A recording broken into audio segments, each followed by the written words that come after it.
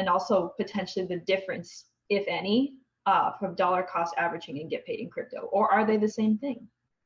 It's a great set of questions. Yeah. So, in regards to the differences between dollar cost averaging, I'll dive into that one. Dollar cost averaging and getting paid in crypto, they are generally the same feature, but there are a couple added benefits as to how it operates.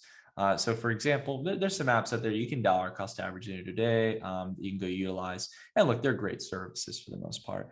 But the problems that you're going to hit are a couple things. First off, most of them don't offer interest earning capacity or capabilities. We offer that through our integration with our partner Celsius, where you can earn up to 5% on your digital assets like Bitcoin, Ethereum, and Litecoin. Outside of that as well, you run into some friction points. With dollar cost averaging, a lot of platforms, they sometimes encourage you to do an average every single day or once a week in this case, right? The problem with that is if you're doing smaller amounts in this case, you're doing like 10, 20, 30 bucks on a daily basis, the cost between fees and the spread and just the general underlying costs that are going to be baked into those transactions are going to be much, much more, generally speaking, than you would doing a biweekly, in this case, a biweekly average through your payroll, right?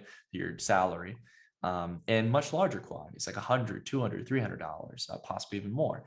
That's what's going to help you in that case to actually benefit more in the long run, not having to be bogged down by fees and costs. And what's great about that is you're really not going to see a difference in performance. Statistically speaking, historically speaking, you don't see much difference if you're to just average it every single day or every 2 weeks, right?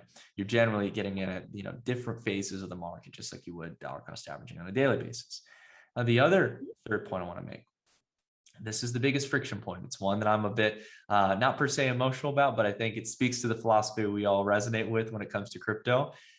I can't tell you all how many times I've either had issues or I've heard people in the community having issues when they're trying to use their debit card or they're trying to connect their bank account to buy crypto or dollar cost average, and their bank freezes their transaction. And look, I mean, it wouldn't be bad enough in this case if banks were walking away with 15, 20, 25% profit margins when they pay us nothing, the depositors of these banks, our money in this case, right? They treat it as if it's not ours, right? That would be bad enough, right? And then they turn around and charge us credit cards that can be as high as 25%, right? No, that wasn't bad enough. They freeze transactions because they don't want to touch crypto. They think, crypto is this kind of far out thing, and maybe it's a challenge to the banking system. Well, what's really cool with the way the get paid in crypto works is that we have a partner in this case we work with called Hedge that helps to facilitate this underlying service within the app. We're the first wallet exchange they're integrating with. And the really interesting thing about it is that when you get your paycheck, the portion that you've allocated for crypto, it goes into a bank account that's generated through the entire onboarding process within Digifox and get paid in crypto. And money goes in this case, into a bank account under a banking partner through Hedge that is pro crypto. They're totally cool with crypto. They're not going to freeze any transactions. Money in, convert into crypto into your wallet. Simple formula. No questions asked, right? Because it's coming from your payroll in this case, coming from your job. And you've been KYC'd in this case. You've gone through all the rigoram of going through and interacting in the banking system. So they're totally pro crypto. Money in, crypto out. And it removes this barrier of friction in this case.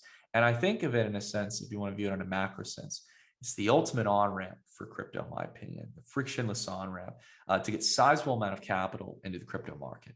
So that's something that's been debated and talked about for years of how to really get sizable amounts of money and prevent the banks from freezing it. You're always going to have to go through a bank, but it might be as well banks that are pro crypto and not having to change your actual commercial bank. That's a really cool thing about it.